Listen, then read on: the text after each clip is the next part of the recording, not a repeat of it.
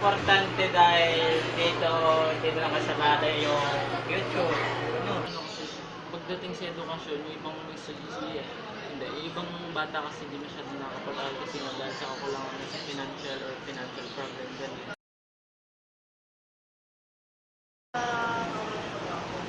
Mahalagang mahalaga.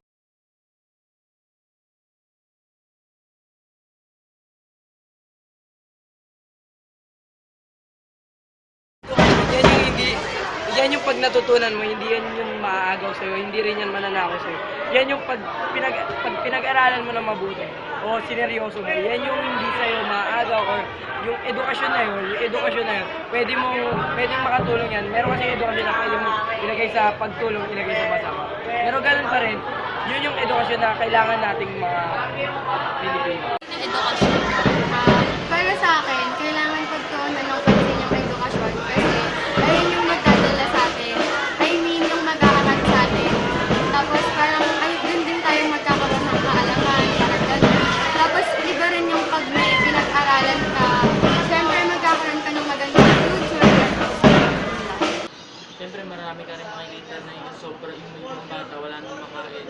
Papabayaan ng mga magulang kasi nga yung mga magulang nila walang trabaho kaya yung kalusugan nila napapabayaan nila.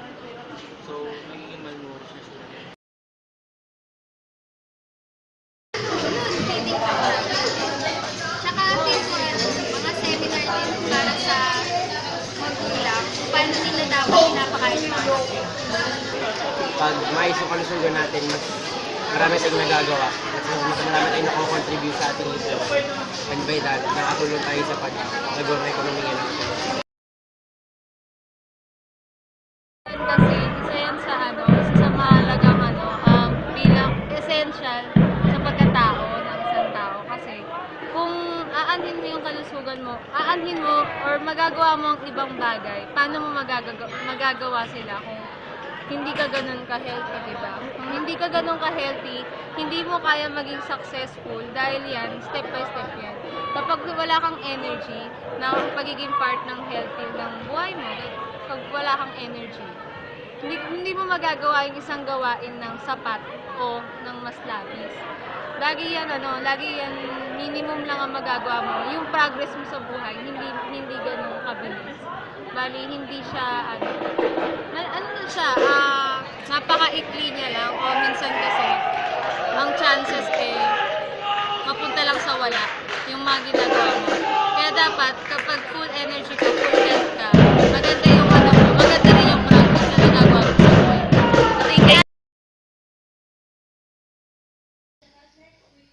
Well, ang trending ngayon ng kalusugan sa Pilipinas is more of abnormal, no? So when you say about health status, 3 out of 10 Filipinos right now are actually overweight, no? So ibig sabihin, ang karamihan ng mga Pilipino ngayon ay ika nga nasa side na kung saan going to obesity. And we are actually following the system ng Western, wherein a lot of their people or mga US citizens are actually obese most of the time. Sa aking palagay, dahil sa third world country ang ating bansa, nakikita ko na pangit pa rin ang estado ng kalusugan dito. Sapagkat ang advancement ng science hindi na i-apply sa ating bansa. Yun ang nakikita kong pinakamatinding dahilan kung bakit hindi umuunlad ang estado ng kalusugan ng mga tao dito sa ating bansa.